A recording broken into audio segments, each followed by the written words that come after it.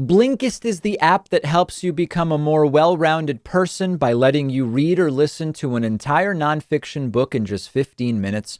You can try it for free and get 25% off a subscription by going to Blinkist.com/David Pakman. Hey everybody, I'm Farron Cousins in for David Pakman, and this is the David Pakman Show.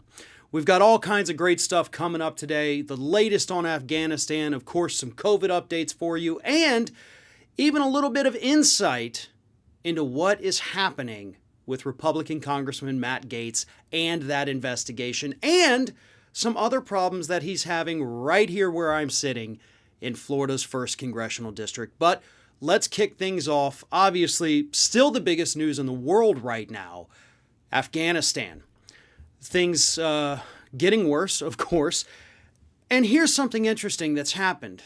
And this was actually pointed out by Dave Weigel of the Washington Post, where Weigel pointed out over the weekend that a web page on the RNC's official website seems to have disappeared. And that website, or web page, I guess, was the page talking about Donald Trump's historic peace deal, as they called it, with the Taliban with regards to Afghanistan. If you go to that page now, there's just a 404 page not found error, because apparently the Republican National Committee doesn't want people seeing that they're promoting that ridiculous peace deal that Donald Trump allegedly worked out. And there's a couple reasons for that too, so let's dive right into those.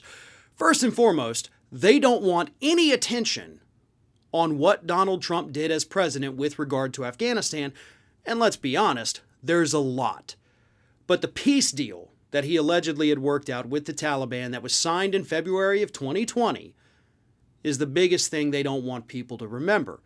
And that's because once you dig down into the details of this so-called peace deal, you realize how horrible it actually was. And the biggest problem with this peace deal is that it completely excluded the Afghan government.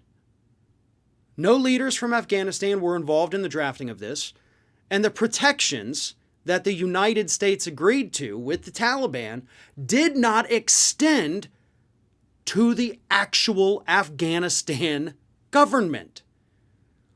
The deal only pertained to U.S. troops and our NATO allies in the country, that the Taliban would not attack them in exchange for the United States agreeing to leave the country within 14 months. But nowhere, not any part of that agreement, did the Taliban say, oh, by the way, we won't promise to not attack the Afghanistan government.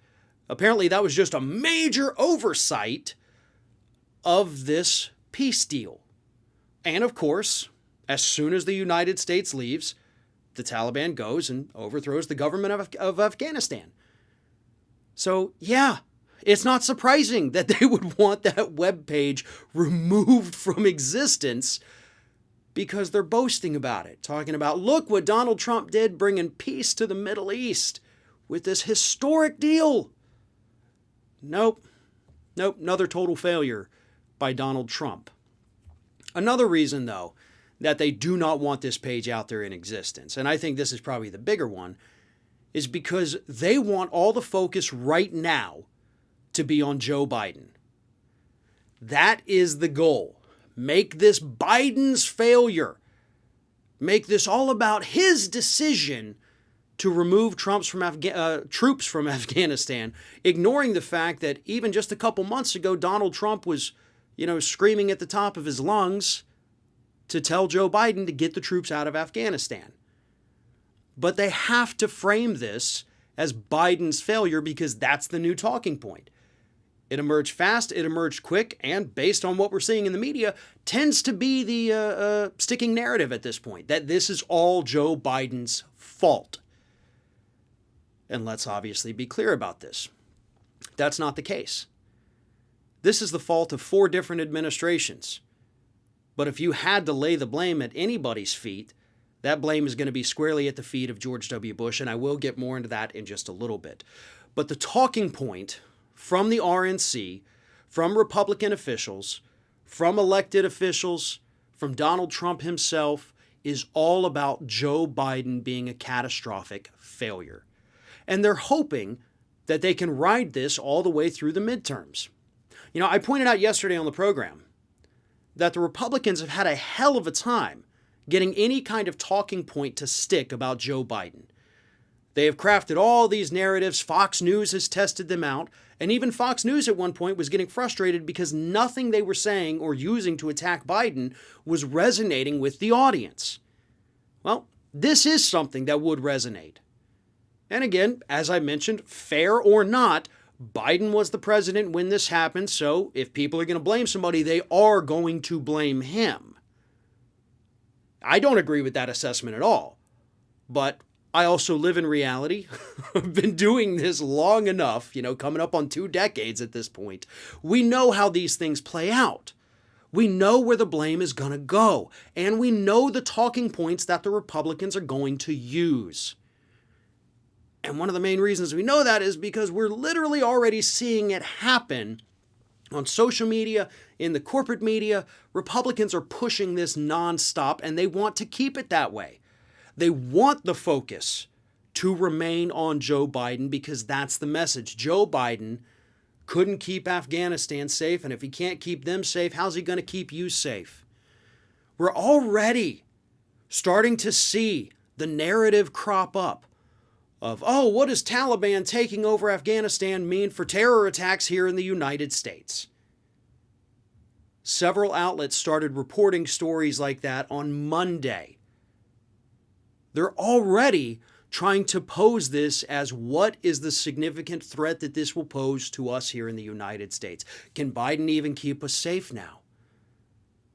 We're right back into that same post 9/11 mentality where every time you turn around, there's a boogeyman being pushed on you by these politicians who are using it to scare you into submission, to scare you into voting for them.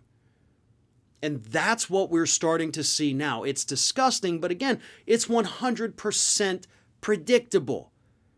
This is how they operate. This is the way they craft their narrative. This is the way they sell it to the public. And unfortunately, the Republican Party is very, very good at selling these narratives in a way that the Democratic Party can only ever dream of being.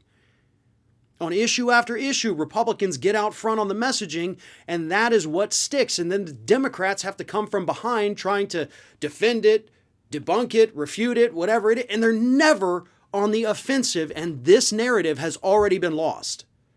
It's already been lost. So again, whether you agree with Biden's decision to pull the troops out, I do. Whether you disagree with it, doesn't matter.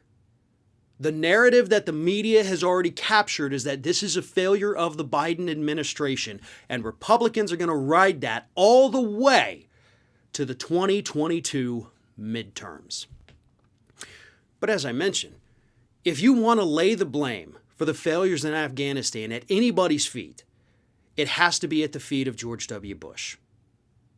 And right now, both Biden and twice impeached former President Donald Trump seem to want to lay the blame at each other's feet.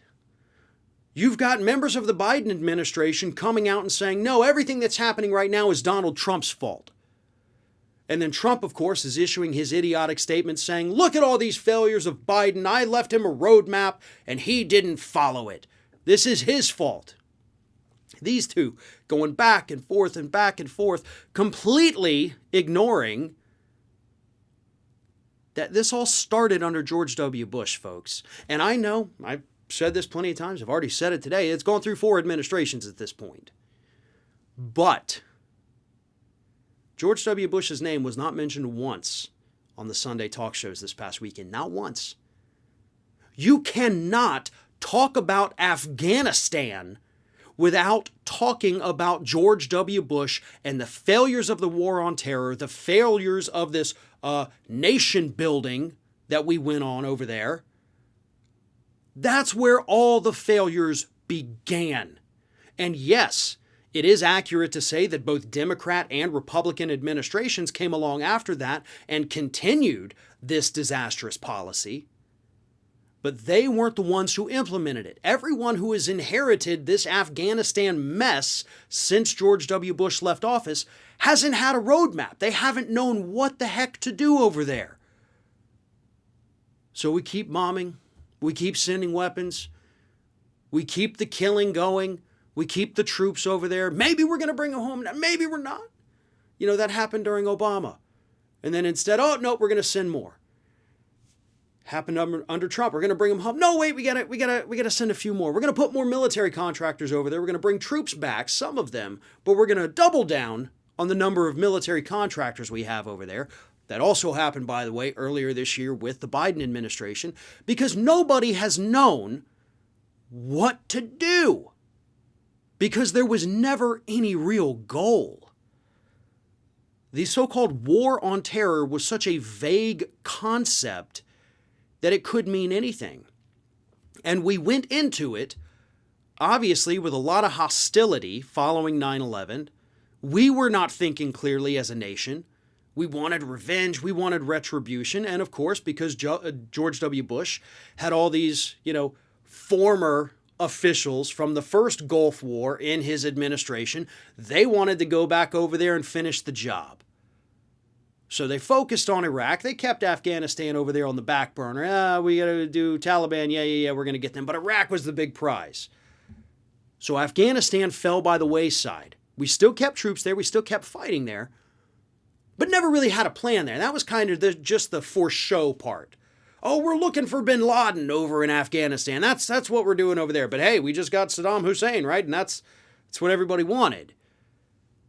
Following 9/11, as Corey Robin pointed out on Twitter the other day, 90% of the American public supported sending troops to Afghanistan. So when I say we weren't thinking clearly as a nation, that's the kind of thing I'm talking about here. 90% of people supported this thing.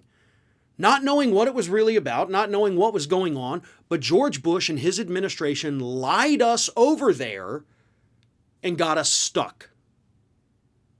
And then they left and Obama continued. Then he left and Trump continued. Now we've got Biden pulling troops out.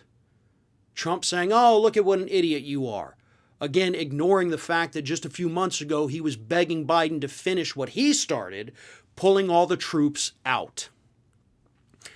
At this point, it wouldn't have mattered if we had pulled troops out of there in 2004 or 2010 or 2020 or even 2030. This would have happened. This same thing that we're watching unfold right now with the Taliban capturing Kabul, this still would have happened. Because there was no goal, there was no strategy, there was no actual peace deal negotiated between the U.S. government and the Taliban and the Afghani government. And this is what we got. This is the disaster that we have to deal with now. And again, I don't think anybody really knows what to do about this. Do we just let the Taliban take over, walk away and say, whew, well, good luck, you got a mess on your hands? I don't agree with sending troops back over there. I think it's just another disaster. You're just prolonging this from happening again. And nobody knows the answer. The answer, though, is that we have to continue to help the people of Afghanistan. We need to be able to get them out of the country. We need to take in as many refugees as we possibly can here in the United States. I don't want to hear anger from conservatives about this. We put them in this situation. We've got to take care of them. And that's the best thing we can do right now. I am Farron Cousins from Ring of Fire. More of me, you can get it at youtube.com/The Ring of Fire. I'm sitting in for David Pakman today. We'll be right back. What if you could read 10 books in just one sitting? That's exactly what one of my favorite apps lets you do. It's called Blinkist, and what they do is take thousands of popular nonfiction books. They condense them down into text or audio that you can consume in 15 minutes. Blinkist makes sure that you're getting all of the important core insights from each book. So it's perfect for exploring a book you otherwise wouldn't have time for. If there's a full book you're thinking about buying, you can use Blinkist to get a sample first. Just think how much you can enrich yourself by being able to soak up an entire nonfiction book in just 15 minutes. I recently read A Brief History of Time, of course, by the great Stephen Hawking. This is a book that I have been aware of for so long, and other things got in the way, and it was fantastic to check it out on Blinkist. Blinkist has books on politics, philosophy, science. They have 27 different nonfiction categories, and a subscription is only about $8 a month, and you get the entire library. But you can try it totally free and get 25% off a subscription when you go to Blinkist.com/David Pakman. I've put the link right underneath this video. Welcome back to the David Pakman Show. I am Farron Cousins, sitting in for David Pakman today.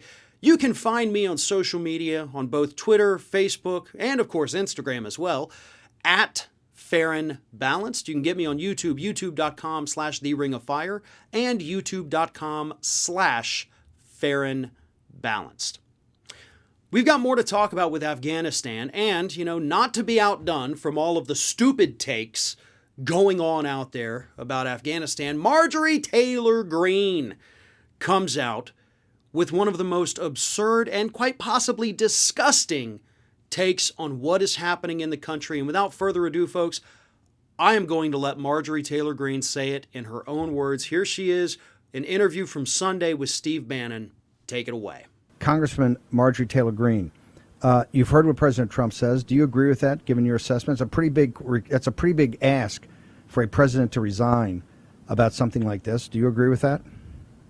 Absolutely. As a matter of fact, I have my team right now working on articles of impeachment because I'm so disgusted with Joe Biden. I've already filed one set of articles of impeachment, but his failure as a president is unspeakable. There's reporting that the U.S. is paying a vast sum of cash to the Taliban in exchange for allowing the evacuation to proceed.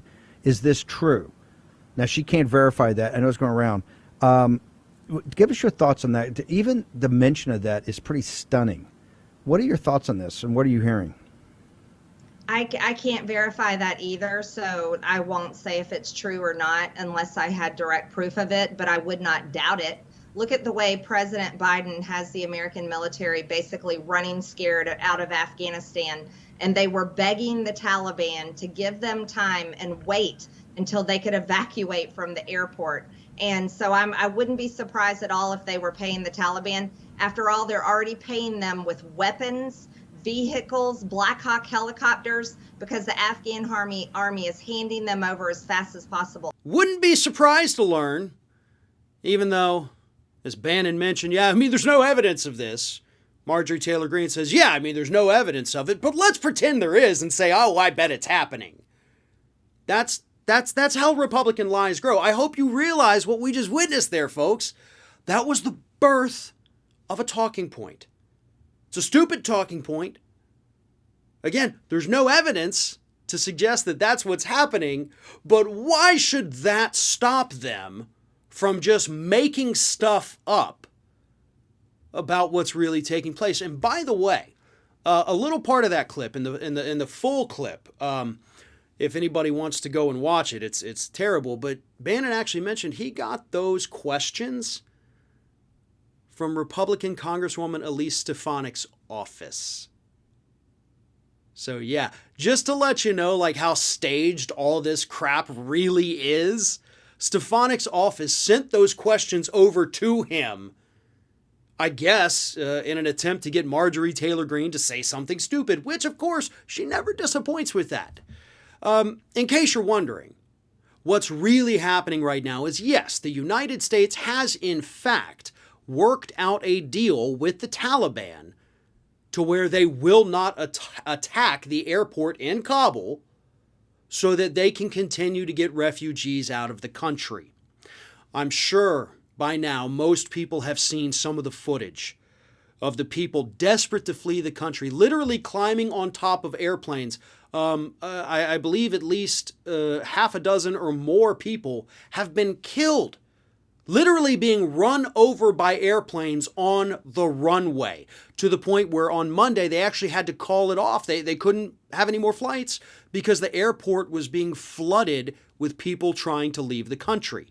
So the administration came out, had to try to work out this deal, which they discussed over in, I believe it's Doha. So they worked out this deal and said, listen, you have to let us get people out of here.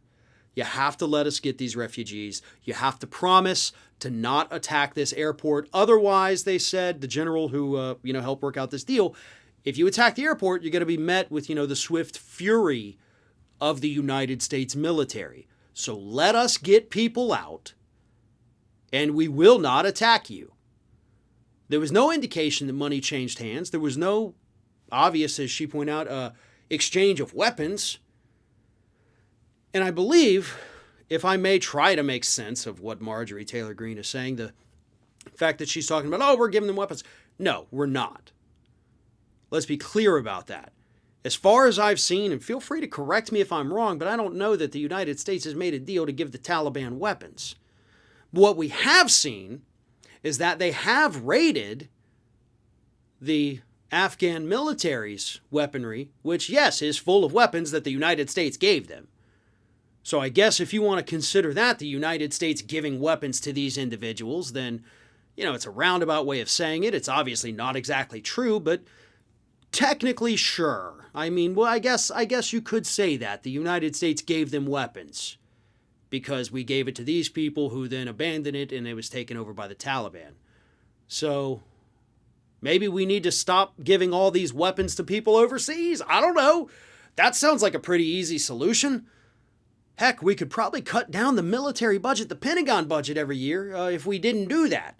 So you actually accidentally just made a really great case, Marjorie Taylor Greene, for not continuing to send United States weapons overseas. I think that's a good plan, and if that's where you really want to go, Marjorie, I'm with you 100%. I would love to see the United States no longer sending our weapons of death all over the planet, as I'm sure a lot of people on the left would agree with me on that. But again, it is just remarkable to see them, the early stages of a new talking point, like Biden's paying them off. There's no evidence to suggest it, but we probably think that it's something that could likely maybe happen. It's not impossible. It's a plausible idea. So let's just push it and see if the public buys into that narrative. That's how they operate. They don't have to have facts. They don't have to have evidence. When you're a Republican talking head or a Republican politician, whatever you can make up is what sticks. And that becomes the narrative that they run with. And speaking of horrible narratives, Donald Trump has been out there over the last few days scribbling down his little idiotic, statements as fast as he can, having his spokeswoman, Liz Harrington, tweet them out.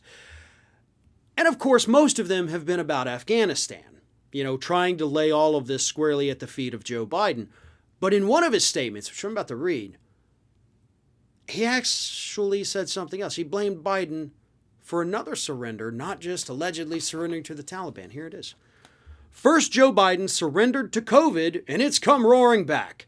Then he surrendered to the Taliban, who has quickly overtaken Afghanistan and destroyed confidence in American power and influence.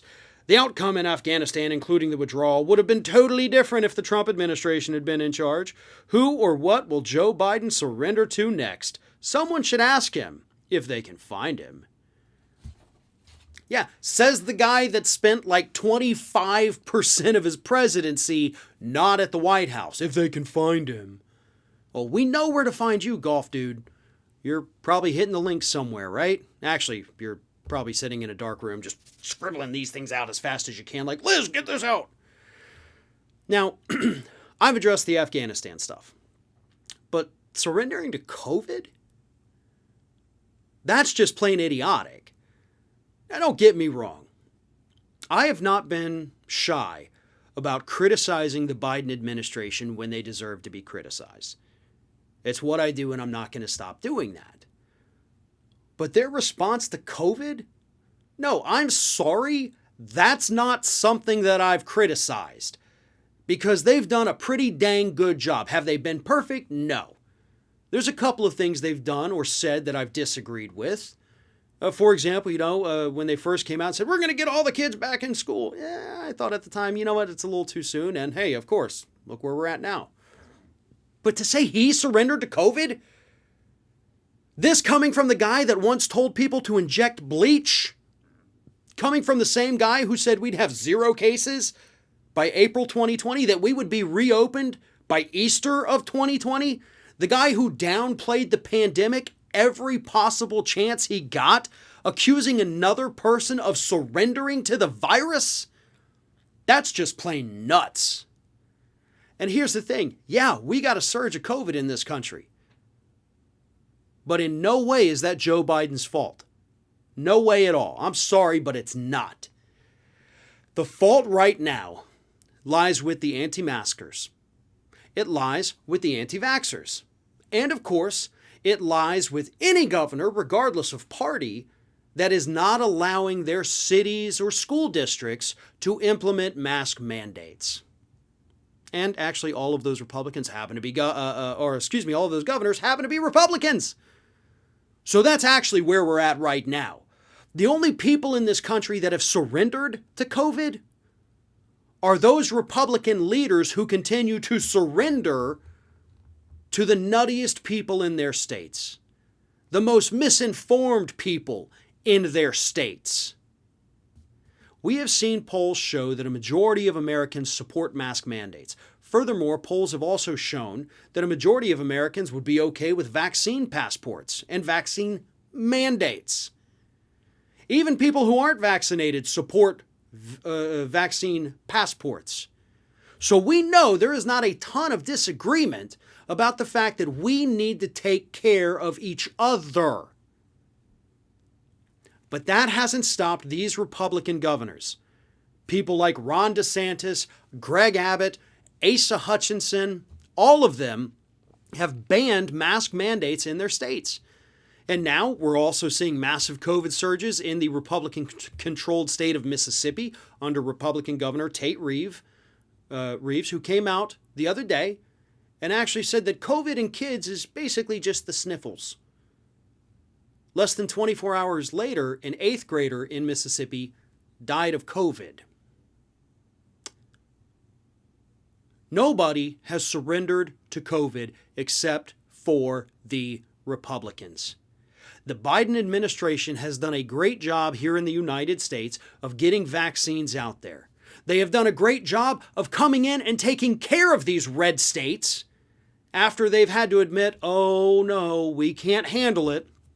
Sending 300 more ventilators down here to the state of Florida because our hospitals are overwhelmed. Over in, I think it's Texas, they're, building these new COVID beds in a parking garage. Mississippi hospitals filling up, Alabama hospitals filling up, Georgia hospitals filling up, and of course Texas and Florida seeing it too. And Biden's been there every step of the way.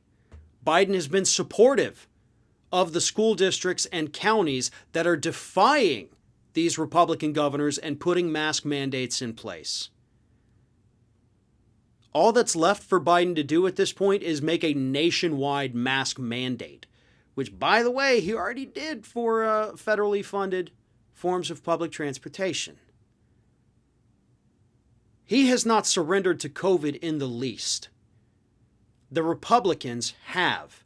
Their idiotic policies, followed with their idiotic talking points, casting doubt about the effectiveness of the vaccine, casting doubt about the effectiveness of masks. That is what is fueling the COVID surge in the United States today. And none of that is the fault of Joe Biden. That fault rests on the shoulders of the Republicans who have decided to politicize this pandemic. That is what is going on in the United States today. And Trump absolutely has just infuriated me trying to suggest otherwise. I am Farron Cousins. I'm sitting in for David Pakman. We've got a lot more wonderful stories coming up. And don't forget, follow me on all my social media accounts at Farron Balanced. We'll be right back with more. Don't forget that the best way to support the David Pakman Show is by becoming a member, which gives you access to the daily bonus show, the regular show with no commercials. You also get access to our entire archive of every episode dating back a really long time and plenty of other awesome membership perks. Go to joinpacman.com and use the coupon code BETTER21 for a huge discount. Joinpacman.com. Welcome back to the David Pakman Show. I am Farron Cousins from Ring of Fire, sitting in for David today. If you want more from me, you can find me on YouTube on my two channels, youtube.com/TheRingOfFire and youtube.com/FarronBalanced. I'm also on Twitter, Facebook, and Instagram at FarronBalanced on all three accounts. Easy enough to find, right? Let's get right back into some of today's top stories. One of the ones that I definitely have to talk about here, mostly because, look, I'm sitting in Florida's 1st Congressional District. My congressman is Matt Gaetz, one of the most embarrassing members of Congress out there. And Matt Gaetz is having a tough go of it recently. Obviously embroiled in this potential, underage sex trafficking scandal. Still under investigation for that. Now, last week, of course, and I believe Jesse Dollemore, who was filling in for Pakman, talked about this a little, so I'm only going to hit on this part briefly. But yes, last week we found out that Joel Greenberg, the former Seminole County tax collector, has been cooperating with federal authorities, giving them thousands of pages. That includes pictures, and of course there's some videos mixed in there as well. Text messages, private conversations, all kinds of information, some of it that does appear to directly implicate Matt Gaetz in this scandal. So that's really bad for him. But even that aside, let's assume for a moment that Matt Gaetz wasn't under investigation and Matt Gaetz was still going about doing his Matt Gaetz stuff. Believe it or not, here in Florida's very red 1st Congressional District, things are not all rosy for Matt Gaetz. In fact, Republicans in this district are growing tired of his antics. They're getting tired of the fact that the guy, as one Republican put it, actually a Republican who plans the primary Gaetz, says, he's everywhere but here. Matt Gaetz is neglecting his district. And one former party chair from this area expressed his concern, saying that we need somebody that actually cares. We need somebody that comes back. Matt Gaetz has not held an event in this district since March. So here we are, over 5 months later, and Matt Gaetz has been out to California. He's been in the Midwest. He's been in the Southeast or Southwest. He's been in South Florida. He's been everywhere but here, as they say. He doesn't want to come home. Now, don't get me wrong. Matt Gaetz still enjoys a lot of support in this district. And barring any indictments against him, he's going to win re-election. That is a given. The point is there's cracks in the facade. Just a few cracks at this point, but those cracks are growing. And the Republicans here, Republicans with a voice, are starting to get annoyed by the fact that he is neglecting this district. We had last year Hurricane Sally come through here. Sally knocked out a bridge that was the main artery for traffic between two cities. Actually, my city right here and where my actual Ring of Fire studio is. So we had to drive an hour out of the way because that bridge was gone. All of those businesses on either end of that bridge ended up closing down, some permanently, some temporarily. That bridge, which was knocked out, I believe last September is when the storm came through, was only reopened the last week of May of this year. Millions of dollars in economic revenue lost because the bridge got knocked down.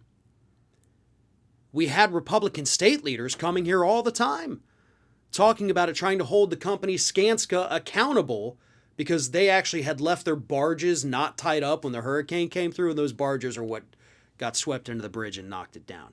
So those Republicans came here, acted like they cared. Matt Gaetz was nowhere to be seen. His district was literally in crisis following a hurricane. Dude didn't care. Wasn't out here demanding justice, wasn't out here trying to fight Skanska for their neglect over there. Nothing. just going on Fox News as frequently as possible, which he's not even welcome there anymore, because that's what Matt Gaetz wants to do. And that's what people in this district need to understand.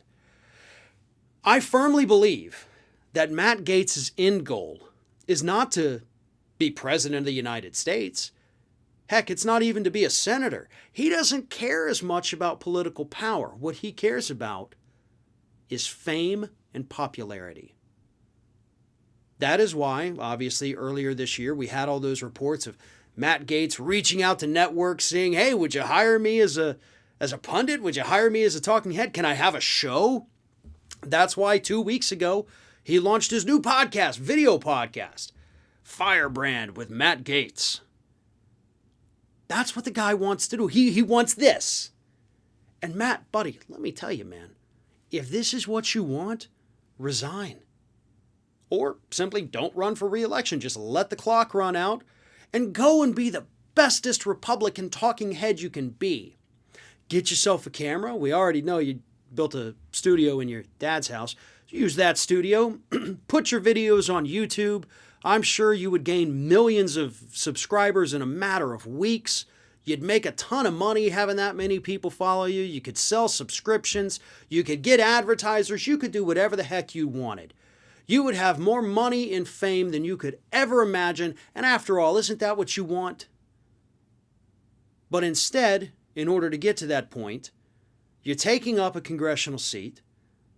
You're literally getting nothing done in Washington, D.C. You're traveling the country with one of the most despised members of Congress out there, Marjorie Taylor Greene. You're an embarrassment to this district and to the entire state of Florida. And you're doing it all so you can build up your brand so that you can hopefully sell it when you leave office. If, of course, you're not sitting in a jail cell by the time it all comes crashing down. That's the problem that Matt Gaetz faces. But don't worry, folks. This district is safe for Republicans, and I think that's why they're not putting up that much of a stink right now. If they thought they had a Democrat that could come along and win this district, they would absolutely be encouraging Gaetz to step down, get replaced by a different Republican, so that they could put all their eggs in that basket.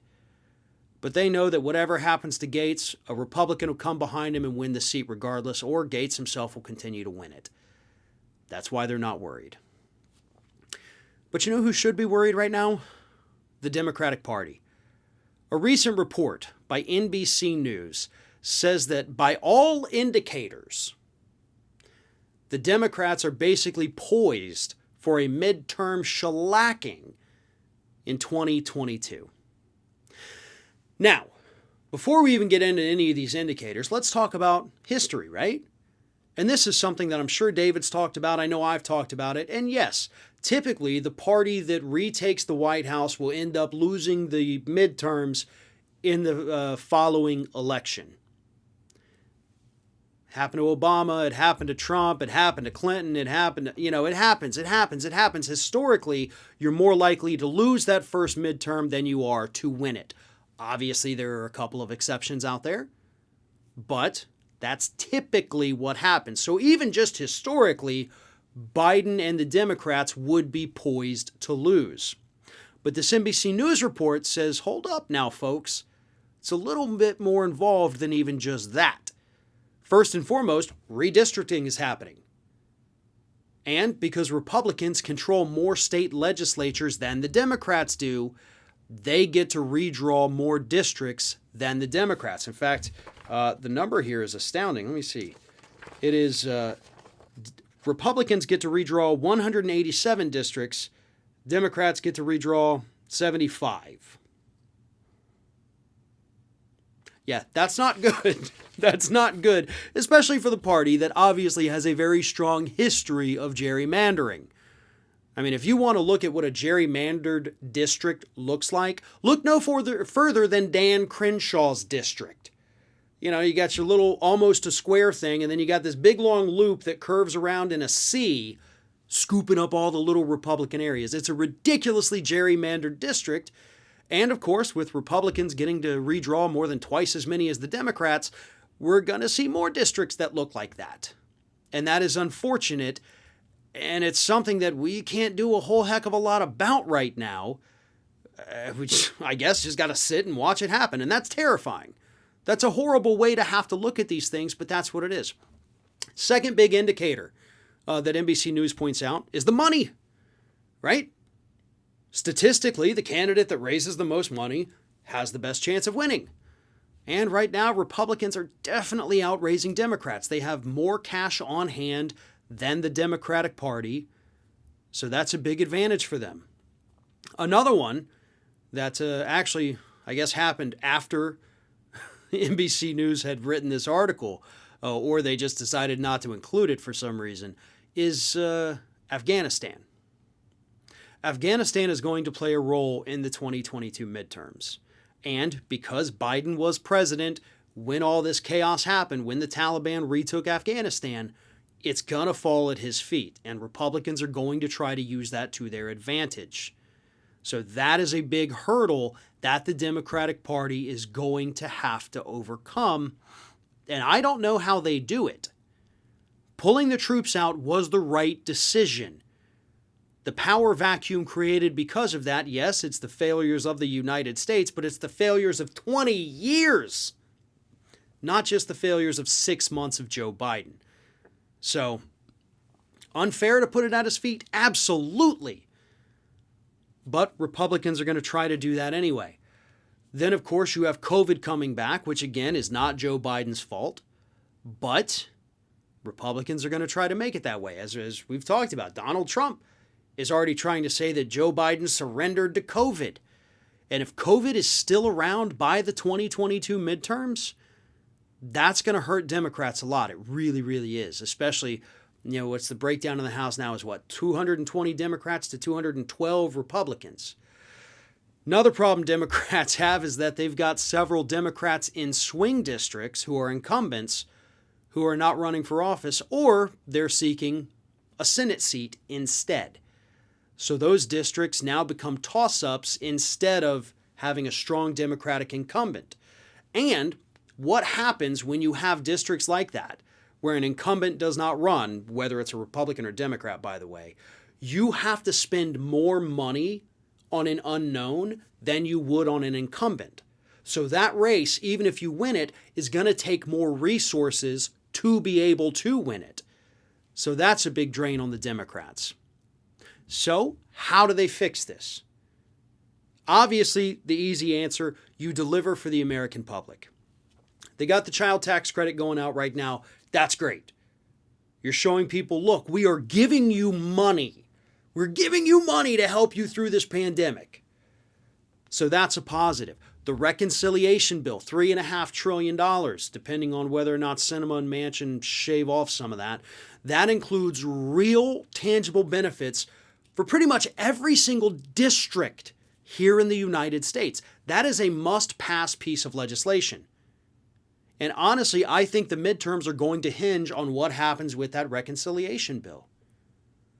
If you make promises to the public, as Joe Biden did, they promised get rid of some student loan debt. They've done a little, but not in any kind of widespread way that affects a lot of people.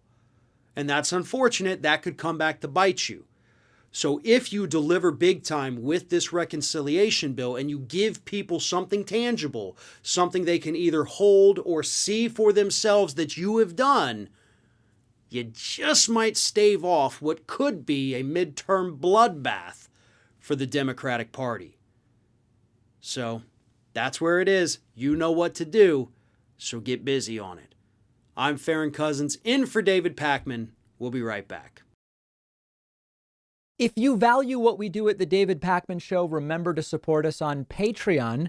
Go to patreon.com/David Pakman Show, where you can get access to behind-the-scenes videos, the daily bonus show, the commercial-free daily show, as well as special discounts on merch, including hats, hoodies, mugs, and t-shirts. You can support the show for as little as $2 a month. Check it out at patreon.com/David Pakman Show. Welcome back to the David Pakman Show. I am Farron Cousins. I've been sitting in for David Pakman today, and we've got a lot more to cover and not a lot of time to do it, so let's jump back in. Let's go back to Afghanistan, actually, where Donald Trump Jr. on Twitter has been accused of gloating over the fact that the Taliban has overtaken this country. In a series of different tweets, Trump Jr. has either laughed about what's happening, or he has directly said, well, this isn't surprising, and actually gone on to attack the military itself, the U.S. military. Here's a sampling of some of these tweets. One of them said, not surprising, Biden's woke intelligence gurus are the same ones who were wrong on Russia collusion and Russian bounties, wrong about China and Iran being competitors, wrong on COVID origins, wrong on Hunter's laptop, and wrong on basically everything else. Hunter's laptop. Holy wow! That's something I don't think anybody has really thought about in a long time, except, of course, for the grifters who believe that pushing that idiotic story was going to do something for him. Remember when Tucker Carlson told us that he actually, they had like the contents of it and he sent it to himself and then, it got lost in the mail. Oh, no. What a non-story that Republicans and, again, the grifters were pushing so hard that just poof, disappeared when they realized there was nothing there, and they never made apologies for it. But I guess Donald Trump Jr. is still fuming about Hunter's laptop. What an idiot. Not to mention woke intelligence community. What does that even mean? Can anybody explain to me what that means and how it would have an impact on the Taliban retaking Afghanistan? Because I'm at a loss for that. I really cannot connect those two dots. But of course, that's Republicans today, right? You got to throw woke people into every talking point you have, whether it fits or not. You just shoehorn it in there, and people might take you seriously. This is ridiculous. He goes on in another tweet here, and this was actually in response to something the U.S. Embassy in Kabul had tweeted out just days ago, calls for peace, and he tweeted out, LOL, this is real. LOL, laugh out loud. Laughing out loud. Really? We have people so desperate to flee the country, they're getting run over by airplanes on the runway at the airport. And this dude's just like, LOL. What a scumbag. He also attacked the U.S. Embassy in Kabul, from where officials were airlifted to safety on Sunday, for tweeting in support of LGBT rights in June because they, quote, should have focused on other things, but who knows? I'm sure the media will tell us they're doing great. So he went back and found a tweet from June where they're talking about LGBTQ equality. He says, should have focused on other things. Again, all I can say is, what a scumbag. What an absolute pathetic piece of human garbage. But that is what the Trump family is. That is what Donald J. Trump Jr. is. Gloating about what is happening in the country of Afghanistan, even though what's happening in Afghanistan is exactly what his dad wanted done. Your dad, Jr., wanted us to pull all the troops out of Afghanistan. But of course, he didn't want it to happen under his administration. So the deal he signed with the Taliban was, 14 months from now. Of course, he expected to be president by then. And if he had one, of course, this would still be happening because this is a failure of 20 years of policy, not 7 months of Joe Biden. But hey, folks, there are a couple bright spots. And one of the bright spots that we're seeing in the United States today is that it appears that the Republican Party, to a tiny, tiny degree, appears to be warming up to the idea of renewable energy. There was a great op-ed in The Hill this week where they actually talked about a piece of legislation that Republicans are pushing in North Carolina without Democratic input.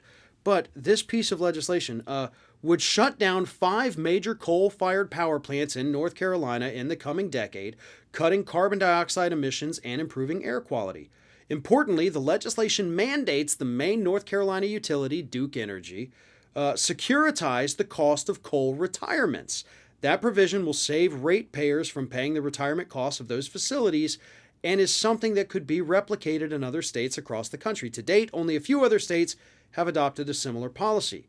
The bill would grow renewable energy substantially by 4,700 megawatts over the next decade, including from solar power and offshore wind, able to power millions of homes. So no, North Carolina's a purple state, and you got a Democratic governor and a Republican-controlled legislature, but this bill was crafted without the input of Democrats in the state of North Carolina. And it actually includes, we're going to close down some coal plants and we're going to create renewable energy. And Republicans did it on their own. As somebody who has spent 17 years covering environmental news, reporting on it, writing it, investigating it, I'm almost in shock, folks. I am almost legitimately in shock. Because I never thought we'd see the day. Honestly, truly, 17 years writing about misinformation on climate change coming from the right, writing about fossil fuel donations and how they're paying off politicians. I'm so incredibly inspired by this piece of legislation. And of course, we can quibble all day. Does it go far enough? No, probably not. But you know what, guys? Sometimes you got to take a win as a win. And I'm sick and tired of the all or nothing types. Sometimes even a little progress is something to be celebrated, because you know what? When you celebrate the small victories and the folks see you out there congratulating them and applauding them for doing the small steps, do you know what it encourages them to do? Take another step. Do it again. Do more. And sometimes that's what we need to do. More carrot, less stick, right? So I'm not going to criticize this piece of legislation right now. If they can get this passed and they can shut down some of those Duke Energy coal-fired power plants in the state of North Carolina, then more power to them. Replace it with renewable energy, that's even better. This is a good piece of legislation. And I think we need to be celebrating that fact. We get so few victories, especially for the environment, folks. So I think we need to celebrate when that opportunity arises. When it presents itself, take advantage of it. Because again, we don't get a lot of this. And hopefully, other Republicans around the country take note. The issue of climate change has been partisan here in the United States for too long, but ironically, it's actually not that partisan when you go out to the voters themselves. Majority of Republicans support actions to protect the environment from the effects of climate change. They support renewable energy, as do obviously huge majorities of Democrats. And that's the thing, like when you go out there to the people, there's not this same divide that you see in Washington, D.C. That is not representative of the actual country. So that's where my hope lies. My hope lies in the people. And I think if we continue to applaud these steps and more people do that, we might just start getting some good legislation. And of course, the infrastructure bill, right? That has investments in renewable. We had some Republicans vote to support it. That's a good thing. Renewable energy equals jobs for the United States. You know, if you want to look at it not in terms of environmental impact, if you want to look at it in dollars and cents, it makes perfect sense. And it makes a lot of sense as well.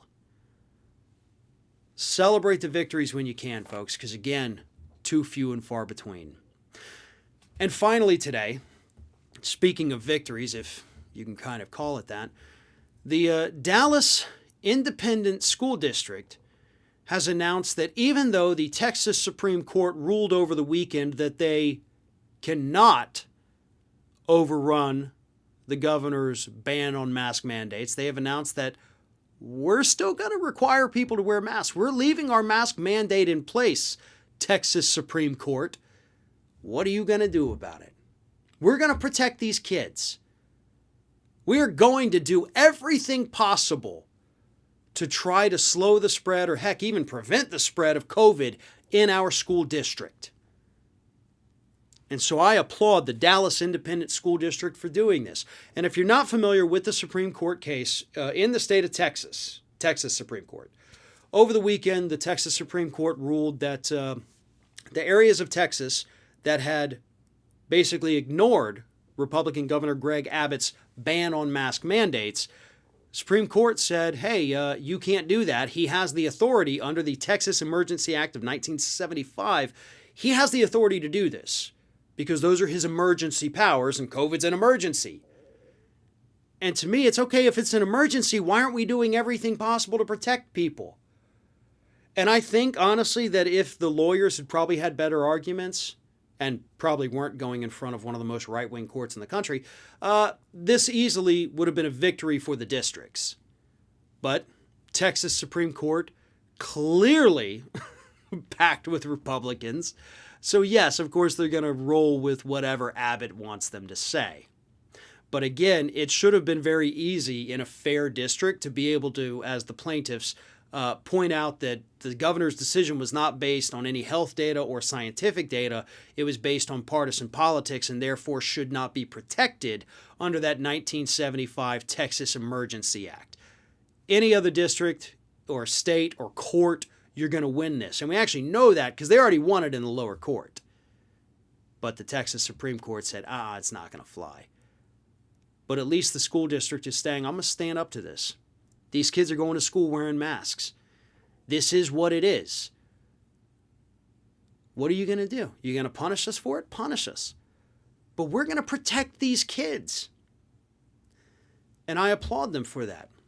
As I mentioned earlier in the program, an 8th grader in Mississippi died of COVID last week.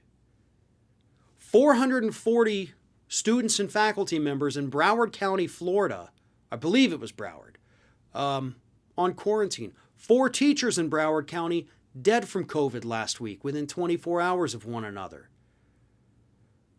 COVID outbreaks have shut down 5 school districts in the state of Georgia. In the last week, 5 districts shut down because of COVID outbreaks. And I have no doubt that the Dallas Independent School District is looking around them and saying, we have to do something. We can't allow ourselves to become what these other Republican-controlled states are becoming. And if we have to defy a court order to protect these kids, then by God, we're going to defy a court order to protect these kids. So kudos and bravo to the Dallas Independent School District for standing up for the safety of these children. Thank you very much for tuning in today. Thank you to David Pakman, this week and last week, allowing me the time to come on, serve as your fill-in host. Thank you, everyone at the staff of the David Pakman Show. Patrick, you've been wonderful to work with here. And if you want more from me, youtube.com/fairandbalanced, youtube.com/theringofire, Twitter, Facebook, and Instagram @fairandbalanced. Wonderful bonus show coming up today for members. I'm Farron Cousins, and thank you for watching the David Pakman Show.